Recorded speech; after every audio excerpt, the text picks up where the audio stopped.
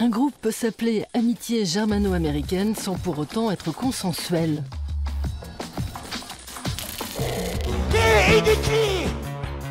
Depuis 1981, Gaby Delgado et Robert Girl dansent régulièrement le Mussolini.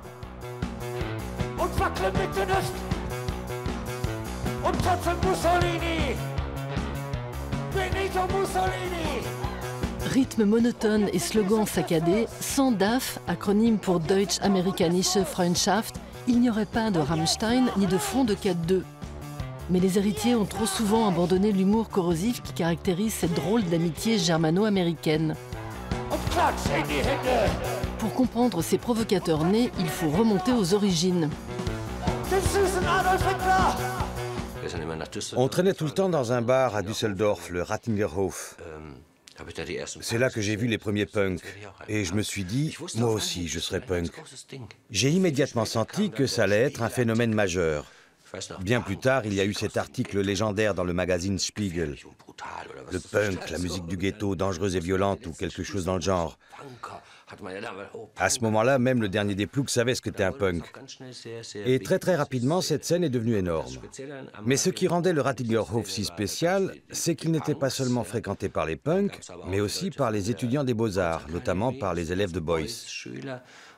Ça donnait un mélange très particulier entre art et punk. Für ein radikales Umdenken in Kunst und Leben. Für die Zerstörung der deutschen Kultur.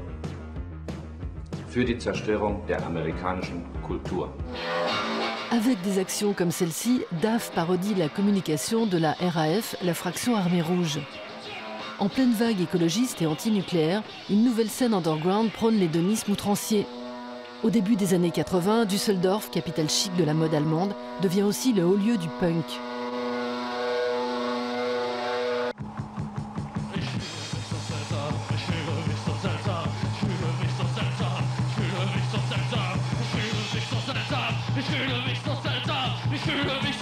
Les idéologies les plus radicales se télescopent. Tout est permis, en amour, lors des fêtes et évidemment dans l'art. L'idée derrière tout ça, c'est que n'importe qui pouvait être artiste, sans avoir fait d'études. Si tu n'avais pas appris d'instrument, tu jouais fort sans te poser de questions. Tu ne trouvais pas de maison de disques, tu en fondais une. Aucun journal ne te convenait, tu créais un fanzine. Tu voulais une veste qui n'existait pas, tu te la fabriquais. Tout cela m'a plu. En revanche, j'avais un problème avec la musique. Au fond, ça restait du rock'n'roll. Je ne comprenais pas pourquoi un mouvement aussi jeune et frais s'exprimait à travers des instruments et des accords aussi classiques. Un soir, j'ai vu jouer Robert à la batterie. Je suis immédiatement allé le voir. « Salut, c'est super ce que tu fais. » Et on a décidé de monter un groupe.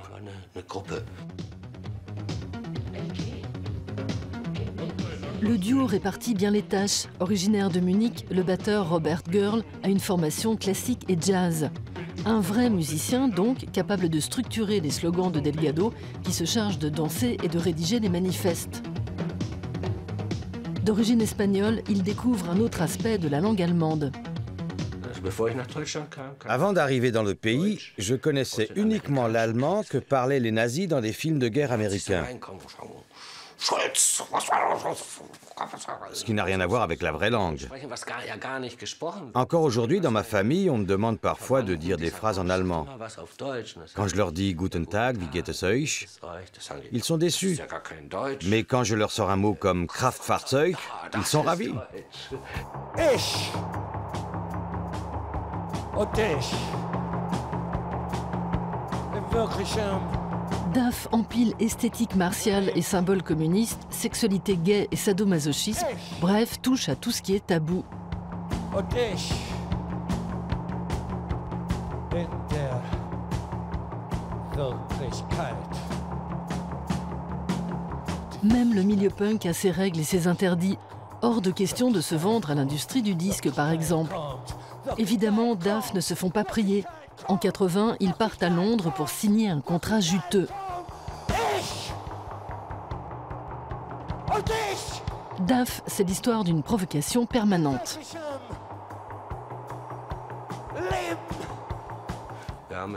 On a enchaîné 3 disques en très peu de temps, ce qui a exaspéré notre label. On avait étudié notre contrat et constaté qu'on pouvait sortir le deuxième album 6 mois après le premier. C'est ce qu'on a fait. On nous est tombé dessus, vous ne pouvez pas faire ça, on n'a pas amorti le premier. Désolé, mais notre contrat stipule qu'on a le droit de le sortir. On a fait 3 albums en 1 an et demi, puis on s'est dissous parce qu'on ne voulait pas être récupéré.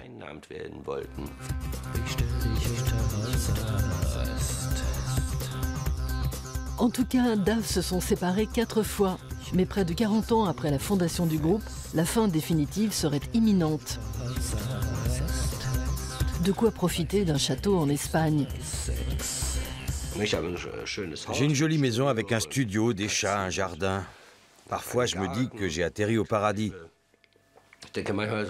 Longtemps, mes voisins ne savaient même pas qui j'étais. Je ne me promenais pas dans le quartier en claironnant « Salut tout le monde, je suis Gaby Delgado ». J'étais un voisin comme un autre. Ils n'ont su que bien plus tard, grâce à Internet, que j'étais célèbre.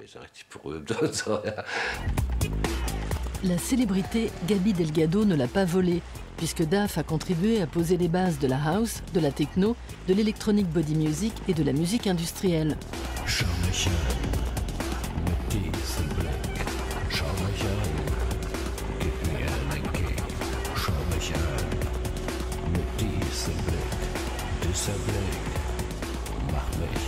Et en 40 ans, sa philosophie n'a pas changé.